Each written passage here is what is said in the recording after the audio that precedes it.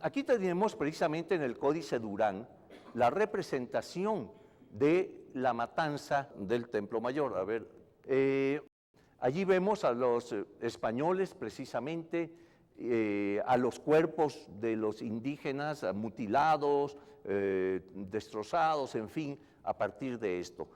Viene una ira tremenda que va a causar el levantamiento de los mexicas, pues, en contra de los españoles y sus aliados indígenas. Y empieza, pues, estos combates que van a culminar precisamente el 13 de agosto, fecha significativa, el 13 de agosto de 1521, cuando Cuauhtémoc es capturado por Cortés. Recuerden, porque aquí hay un aspecto muy, muy interesante que quiero recalcarles. ¿Recuerdan lo que nos relata Bernal Díaz, por ejemplo, de cómo acontece ese momento? Holguín captura a Cuauhtémoc, que iba en una canoa, desplazándose ya para alejarse del lugar, ya la causa estaba perdida. Se le captura y lo llevan frente al capitán español. Lo que nos relata Bernal Díaz es cómo se le presenta a Cuauhtémoc frente a Cortés, y estaban allí también la Malinche, Marina, y estaba Jerónimo de Aguilar. Entonces, Cuauhtémoc, como tlatoani del ejército mexica, él no llega sojuzgado, cabizbajo, y esperando a ver qué le van a decir, sino que él toma la palabra, sin mayor preámbulo, se dirige a Cortés y le dice, las palabras textuales de Bernal Díaz son: Señor Malinche, he hecho lo posible en defensa de mi ciudad y ya no puedo más. Por lo tanto, vengo ante tu persona, prisionero, y toma el cuchillo que tienes en el cinto y mátame luego con él. Primero, ¿por qué Cuauhtémoc, pese a ser capturado, es un prisionero en ese momento, toma la palabra y se dirige de inmediato a Cortés? Porque era el tlatoani, y tlatoani quiere decir el que tiene el poder de la palabra, no tlatoa, el que tiene el poder de la palabra. Por lo tanto, él no tenía que estar haciendo mayor cosa, sino yo hablo, los demás callan, ¿no? Pero algo más fuerte aún es lo siguiente. Cuauhtémoc dice estas palabras en náhuatl. La Malinche, que hablaba, era una persona muy preparada, hablaba varias lenguas indígenas, del náhuatl se lo traduce al maya a Jerónimo de Aguilar, Recuerden que Jerónimo era aquel que había recogido Cortés hacía poco tiempo antes, allá por Cozumel, ¿verdad? Y que ya llevaba 7 años viviendo entre los mayas a raíz de un naufragio. Por lo tanto, hablaba el maya, ¿no? Entonces, la Malinche, pues, en náhuatl se lo traduce al maya a Jerónimo, y Jerónimo se lo traduce del maya al español a Cortés. ¿Qué ocurre con estas palabras? Pues el sentido de ellas se las traducen mal a Cortés, porque lo que el tlatoani quiere decir es: toma el cuchillo que tienes en el cinto y sacrifícame luego con él. Es decir, extráeme el corazón, porque mi destino como prisionero de guerra es que eso ocurra para poder acompañar al sol en su recorrido. Y yo soy el jefe del ejército mexica, por lo tanto, mi destino es acompañar al sol, cúmplemelo. Y lo que le traducen es, dice que lo mates luego con este cuchillo. Muy diferente, claro, el concepto español, ¿no? Te voy a matar, te voy a asesinar. Y Cortés le da un abrazo y lo perdona. Imagínense nada más en la mentalidad indígena del tlatoani mexica lo que significaba, como gran capitán del ejército, no cumplir el destino de los militares, de los guerreros capturados en combate. Ese es, morir en sacrificio y acompañar al sol. Lo perdonan, ¿no? Allí empieza la incomprensión total de un grupo y otro, es decir, formas muy diferentes de pensamiento, de captar todo un mundo, todo un universo, y pues a partir de ese momento va a empezar una lucha que yo considero que fue más ardua todavía, la de tratar de evangelizar al grupo conquistado, ¿no? De imponerle toda una serie de nuevas ideas y tratar de hacer un lado aquellas ideas que en Mesoamérica tenían ya más de 3000 años vigentes, ¿no?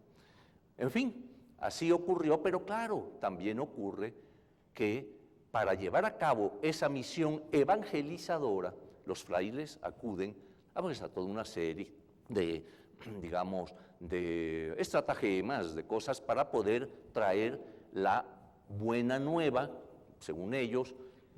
Los indígenas me imagino que no pensaban que fuera tan buena, y para eso acuden a diferentes aspectos para lograr su cometido.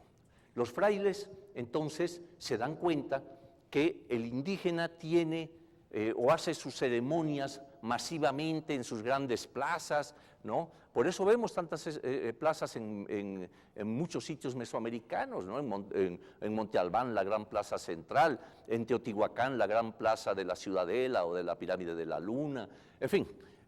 ¿Por qué? Porque el indígena, fíjense aquí otra gran diferencia, el indígena no acostumbraba ingresar al templo para sus rituales. En el cristianismo sí, el feligrés entra, está en el interior del templo. Entonces, el feligrés, digamos, prehispánico, lo que hacía era estar en las grandes plazas y desde ahí participar y ver las ceremonias que solamente el sacerdote llevaba a cabo en el templo, en su parte alta, lo que fuera, ¿no? Entonces, el fraile se da cuenta y entonces manda a hacer los grandes atrios frente a conventos e iglesias y también las capillas abiertas. Las capillas abiertas que tienen como función precisamente estar abiertas hacia esa gran plaza para que todos los indígenas puedan ver rituales como el de la misa, etcétera, ¿no? Miren, allí tienen la capilla abierta precisamente, ahí está arriba esa parte abierta, ¿verdad? Un poco alta, obviamente, para que los indígenas reunidos aquí enfrente pudieran observar digamos, como digo, los rituales cristianos, ¿no? Y así poco a poco empezar a incorporar a que se animaran a ir entrando a la iglesia misma, ¿no? También acudieron a las danzas, por ejemplo, de moros y cristianos, en lo que se celebra es el triunfo del cristianismo sobre los moros, ¿no? Entonces, estas danzas que se bailaban en España muchísimo para conmemorar ese hecho de la liberación del mundo árabe y demás, son traídas a México, ¿verdad? Y entonces se daban cuenta que el indígena participaba masivamente también en sus propias ceremonias, por lo tanto venían muy bien estas danzas en que el indígena inmediatamente también empieza a participar en ellas y en las cuales finalmente viene el triunfo del cristianismo sobre pues, lo que el fraile considera el paganismo, ¿no? Aquí tenemos esta, por ejemplo, de Alicante, en España, la que sigue, esta, que ustedes las han visto, en muchísimos pueblos se representan sus variantes también, la danza de moros cristianos, hay la variante de los 12 pares, en fin, creo que muchos de ustedes han podido apreciar. La que sigue, también se acude a esto, ven que ellos tienen sus libros, sus códices y demás, y entonces en forma de códice ponen las, digamos, las oraciones cristianas, el credo, el Padre Nuestro, etcétera, con dibujitos para írselos enseñando también al indígena en la forma que el indígena estaba acostumbrado. O sea, son una serie de estratagemas que van usando para poder poco a poco ir incorporando, ¿no? Después de las danzas, por ejemplo, que vimos, aprovechaban para entonces bautizar a los danzantes, ¿no? Entonces eran unas ringleras enormes porque participaba todo el mundo y les iban echando su agüita. Me imagino que el indígena diría, bueno, pues una bañadita no está mal, pero después de la danza y el fraile pues feliz también de estar catequizando, ¿no? La que sigue, aquí tenemos otro de los catecismos, ¿verdad? En forma de códice. La siguiente. Bueno, también la imagen de Cristo, obviamente, pues era importantísima para empezar a inculcar todo este nuevo pensamiento. A un sacerdote, digamos, mexica, yo creo que vio muy familiarmente, vamos a decir así, la imagen de un individuo sacrificado, ¿no? Es decir, un personaje sacrificado, ¿verdad?, en forma de cruz. Para ellos la forma de cruz tenía un simbolismo, que lo que confundió a los frailes. Cuando los frailes vieron este simbolismo, que en varias imágenes de esculturas prehispánicas y demás, creyeron, dijeron, mira, a lo mejor algún fraile vino hace ya muchos años aquí a catequizar porque conocen y usan la cruz. Pues no, no era la cruz cristiana. La cruz en el mundo prehispánico es el centro del universo, con los 4 rumbos universales, ¿no? Muy diferente, ¿no? Pero el fraile decía, mira, hasta se inventó toda una historia, decían que era Santo Tomás que había venido a evangelizar en la figura de Quetzalcóatl, que Quetzalcóatl era en realidad Santo Tomás, o sea, una serie de cosas tremebundas, ¿verdad?, que dieron pie luego a que se creyera hasta no hace mucho que Quetzalcóatl era de ojos azules, barbado, no es cierto, no es cierto, ¿no? Indígena, pues, y se acabó. Pero, pues, cuando veían a un Cristo, han de haber dicho, mira, pues ha de ser la imagen del Dios viejo y del fuego, está sacrificado, los dioses también mueren, aunque suene a telenovela, ¿no? Título de telenovela, los dioses también mueren. Entonces, pues aquí hay un Dios muerto, ¿no? O sea, entonces, como pueden ver, pues era otro pensamiento, ¿no? Otra cosa, en fin, pero poco a poco pues fueron entrando en ese aspecto. La que sigue, y obviamente que no fue una cosa pasiva, que el indígena bailara y fuera a oír la misa desde el atrio y poco a poco incorporarse, no, hubo resistencia, de la cual por lo general no se habla mucho, pero claro que la hubo. Y se manifestó de diversas maneras. Una de ellas es esta. O sea, había un dios en el mundo prehispánico, bueno, sobre todo entre los mexicas, que era Tlaltecutli, el señor de la tierra, señor o señora de la tierra. Era una escultura que se hacía, como lo ven aquí, y no estaba a la vista, sino que se le colocaba boca abajo, pegada a la tierra, porque esa era su advocación, ¿no?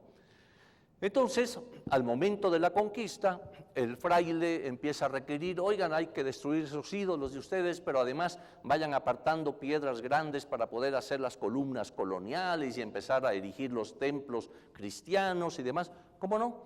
Entonces el indígena se las ingenia para escoger aquellos bloques que como ¿verdad?, grandes bloques, tenían la imagen de Tlaltecutli. ¿Por qué? Porque hemos encontrado, y los hay en el Museo de Antropología, los hay en el Museo del Templo Mayor, imágenes de Tlaltecutli con una, de ese bloque se ha hecho una columna colonial, el arranque de una columna, ¿no? Entonces, es curioso que cuando se encuentra esta imagen corresponda a una base de columna colonial.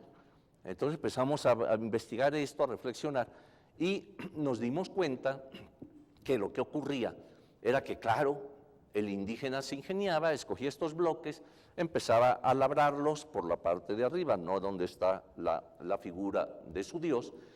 Entonces, imagínense la escena, ¿no? Pasa por ahí el fraile o el alarife, ¿no? Oye, que tenéis allí uno de vuestros demonios, no se preocupe su merced, va a ir boca abajo. Ah, bueno. Así se las dejo, muchachos, maestros. Bueno, entonces, pues, hubo formas de resistencia que se fueron dando. La que sigue, viendo el problema que estaban enfrentando los frailes, que en un principio pensaron que estaban, ahora sí que ya la estaban haciendo, al rato se dan cuenta que no era tan fácil y que tienen que acudir a otros medios, ¿no? Había un medio que ya había sido probado en España, era el de la Virgen de Guadalupe, la española, como yo le llamo la prejefa. Resulta que la Virgen de Guadalupe se le rendía culto en España desde el siglo XIV, mucho antes inclusive del llamado descubrimiento de América, ¿no? Es esta, es una virgen, como ven, morena, que había ayudado a liberar a España de los moros. Era una virgen que en su momento, en el siglo, sobre todo XV, XVI, tuvo una importancia enorme en España, más inclusive que vírgenes como la del Pilar y demás, que son tan veneradas. Yo fui a ver esta imagen al pueblo de Guadalupe, en Extremadura, ¿no? Con un convento impresionante que le mandó a hacer un rey español si ella lo ayudaba con el triunfo sobre los moros. Logró el triunfo y entonces mandó a hacer aquella enorme presencia que aún pueden ver ahí, que es realmente impresionante, y está en el pueblo de Guadalupe, así se llama, y pasa el río Guadalupe, que es un término, por cierto, árabe, ¿no? Quizá mezclado con algo del latín, ¿no? Guada es río, lupus, lobo, en fin, por ahí anda la cosa. Entonces, esta imagen es traída a México, y en realidad aquí empieza otra reflexión que quiero colocar ante ustedes para inquietarlos más. La que sigue, aquí tenemos ya a la jefa, o sea, ya a la nuestra, ¿no? Aquí está, digamos, con sus características, también es una virgen morena, obviamente, el indígena también era moreno, había que crear esa empatía entre ya sea el moro allá en España, cuando se usó allá, o en México también con el indígena, ¿no? Entonces, y aquí empieza esta otra inquietud que les quiero colocar. Resulta que la imagen tan conocida y tan venerada de la Virgen de Guadalupe va a servir para el movimiento independentista. Ustedes recuerdan cómo Hidalgo lo primero que toma precisamente para aglutinar, tener una buena presencia ante el pueblo, es una imagen de la Virgen, ¿no? Y entonces empieza el combate de los insurgentes, etcétera. A la Virgen de Guadalupe se le declara capitana del ejército insurgente. Por su parte, el ejército realista, los españoles, declaran capitana de su ejército a la Virgen de los Remedios. O sea que ahora sí que era la lucha entre las dos vírgenes, ¿no? Es decir, la de Guadalupe de un lado y la otra también por el otro lado, ¿no? Por el bando español. Se dan, como sabemos muy bien, los combates, triunfos, derrotas de un lado y de otro, en fin, bueno, lo que finalmente va a culminar en 1821, cuando entra el Ejército de las Tres Garantías desfila en la Plaza Mayor de la Ciudad de México, ¿no? Allí Iturbide trae una bandera que es en franjas diagonales, ya con los colores que después que ya conocemos, blanco, rojo, verde, ¿verdad? Pero en bandas diagonales con una estrella en cada color, etcétera. Y el mismo Iturbide va a instaurar ya o a decretar durante su mandato que la bandera ya tenga, digamos, tal como la vemos hoy, ¿no? Es decir, ya en sus tres bandas verticales, con estos colores, y en medio está el color blanco que simboliza la pureza de la religión católica, ¿no? Por cierto, que al momento del triunfo insurgente se declara como única religión practicable la católica, ¿no? Guadalupe Victoria cambia su nombre por el de Guadalupe Victoria, en honor de la Virgen, de la que había sido capitana del ejército insurgente, y por la victoria alcanzada. En fin, les hago ver todos estos elementos alrededor de la imagen tan importante de la guadalupana, ¿verdad?, que finalmente pues había llevado al triunfo a las huestes insurgentes. La que sigue, pero había otro símbolo que pertenecía a los mexicas, y era este símbolo. O sea, el águila, la ven allá arriba, parada sobre el nopal, en un medio lacustre.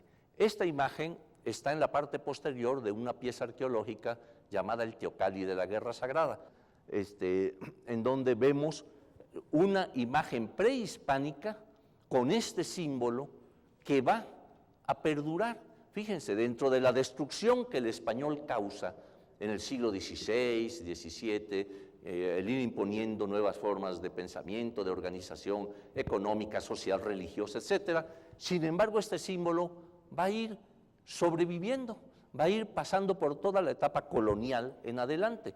La que sigue, mi querido maestro, lo vemos en el Códice de Durán, en este caso, el águila devorando a la serpiente, aunque en el mismo Durán se dice que lo que devoraba eran pájaros.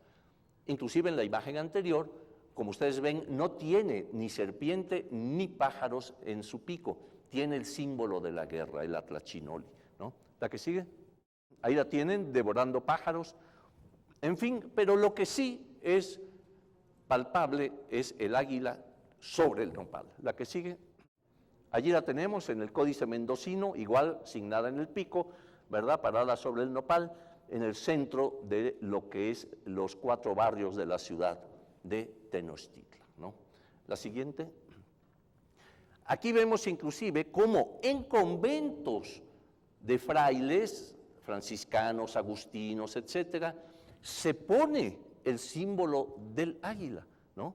Ahí la vemos, véanla paradita, precisamente sobre el nopal, en ocasiones con la serpiente, en fin, ¿verdad? Inclusive el Ayuntamiento de la Ciudad de México lo usa como sello en sus documentos, ¿no? La que sigue, y pese a que Carlos V había dotado a la Ciudad de México de este escudo.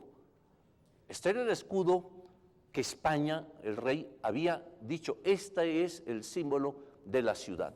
Ahí está, 2 leones rampantes con la torre en medio y el medio lacustre, el lago, ¿verdad?, con 3 puentes, ¿no?, la corona imperial arriba. Sin embargo, se sigue usando el símbolo pagano del águila parada sobre el nopal, ¿no?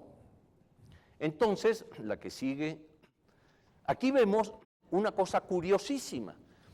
Es una de las banderas de uno de nuestros héroes en el movimiento independentista. El hecho es que vemos ya aquí la presencia de las dos imágenes, la imagen católica, la Virgen de Guadalupe, y abajo la imagen pagana del águila parada sobre el nopal, símbolo indígena preservado durante todos esos siglos, ¿no? Entonces, la que sigue, bueno, aquí tienen el estandarte de Miguel Hidalgo, también con la imagen de la Virgen, la que sigue. Y Morelos mismo, en algún momento, trae, ven ustedes en la partecita de arriba de su cabeza, trae allí un círculo donde está el águila parada sobre el nopal. Lo mismo acontece en una de sus banderas, ¿no? Que trae los colores de la Virgen María, el azul y el blanco, pero el símbolo pagano azteca presente allí, ¿no? Entonces, la que sigue, bueno, esta es la bandera que les decía, de las 3 diagonales que Iturbide, ¿no?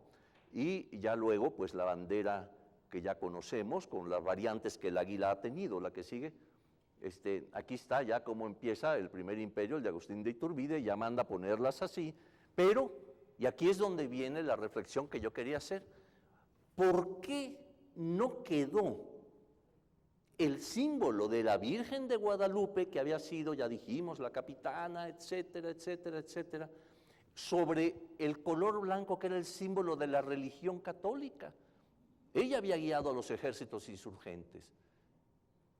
Entonces, de repente, lo que queda es el águila pagana mexica. A ver, mis maestros, ¿por qué ocurrió esto? ¿Por qué los insurgentes que decretan que la única religión es la católica? ¿Por qué nuestro primer presidente, Guadalupe Victoria, lleva el nombre de la Virgen? Y sin embargo, pese a toda esa importancia, no queda en el símbolo nacional por excelencia, la bandera y el escudo, ¿no? Sino que queda esto. A ver, 10 al que la responda. Nada, ¿verdad? Bueno, sí, porque miren, han habido muchos libros y cosas sobre las banderas, muy interesantes, ¿no? Se nos relata el origen y cómo viene el águila y cómo el águila hace esto y el otro. Pero nadie se ha puesto a reflexionar estas cosas. Entonces, pues a mí sí me inquietó. Dije, bueno, ¿por qué ocurre esto?